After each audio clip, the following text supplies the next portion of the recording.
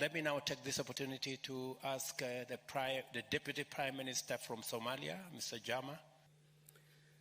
Your Excellency, President William Ruto, ladies and gentlemen, distinguished guests, fellow leaders from Africa and around the world. On behalf of the President of Somalia, Dr. Hassan Sheikh Mohamud, and the people of Somalia, I would like to express our heartfelt thanks to the President of Kenya for convening this very timely inaugural African Climate Summit. Ladies and gentlemen, across the African continent, from the southern tip to the northern edge of the Sahara, from the Sahel to the Horn, the impact of climate change manifests itself in some very similar, cyclical, and destructive patterns. And it's this common threat that brings us all together to form a unified voice championed by President Ruto. Ladies and gentlemen, Somalia, located in the Horn of Africa, is acutely aware of the profound weight of climate change vulnerabilities. Rising temperatures are very common in Somalia, and the predictions state that by 2040-2060, the temperature will increase by 1 to 1.7 degrees Celsius. Ladies and gentlemen, I want to highlight a set of variables that interact together and render the African states extremely vulnerable and their communities.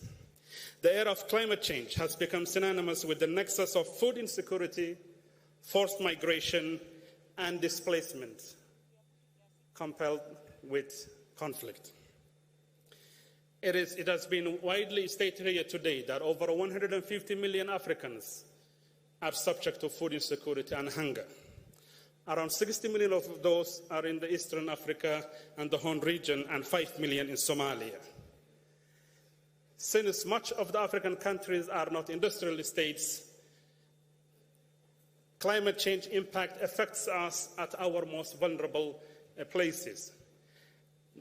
In places like Somalia, pastoral communities and agrarian communities are the most hard hit.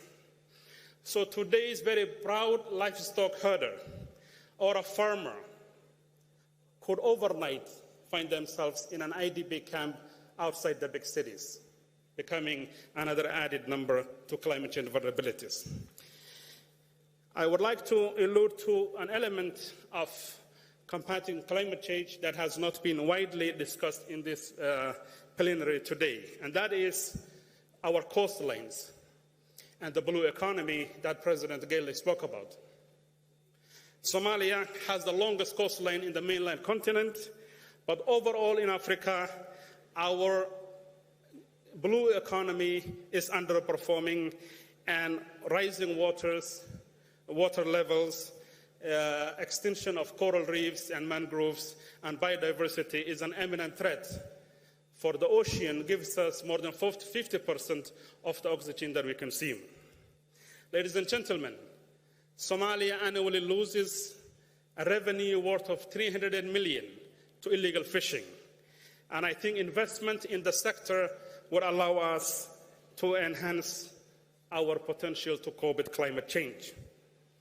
Ladies and gentlemen, the final question I would like to raise is how well are the African states and societies situated to combat climate change? I think that point has been very well articulated by the previous speakers. The African states have a unique set of challenges that puts them in a precarious situation.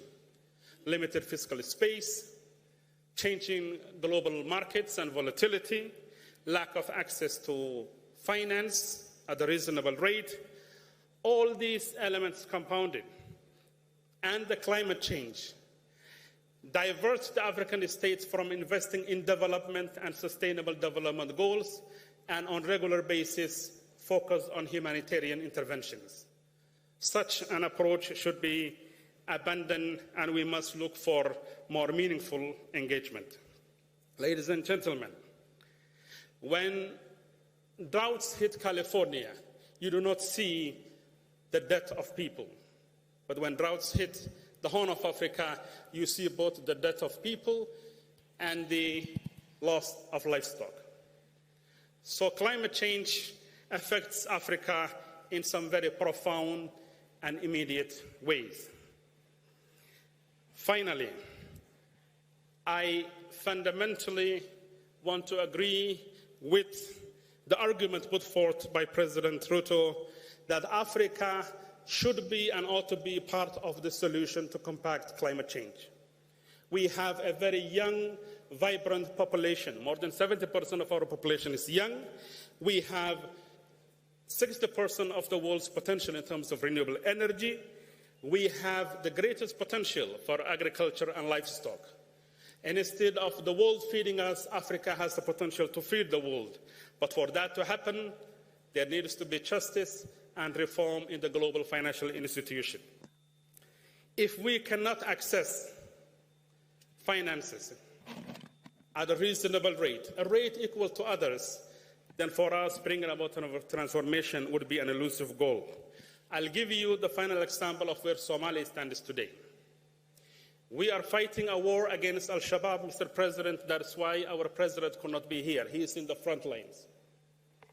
We are finalizing a debt relief HIPC initiative that took us almost a decade, serious fiscal limitations. After we complete the fight against Al-Shabaab and we finish our debt relief program, we will find ourselves in a very interesting situation. Do we go for concessional loans to invest in infrastructure, in human capital, in sustainable development goals, or do we deal with the droughts? We almost averted a famine a year ago. Ladies and gentlemen, to conclude, in the last 30 years, Somalia has experienced 18 droughts, 2 famines, an equal number of floods. In order for us to develop the resilience and the mechanisms to cope with those things and empower our resilient citizens, we ask for international financial institutions to be reformed, adaptation programs to be increased, and Africans should have a common voice so that we can take it to the next scope. Thank you very much. Thank you very much, Deputy Prime Minister. And I want to confirm as a neighbor the whereabouts of the President of Somalia and give him our regards.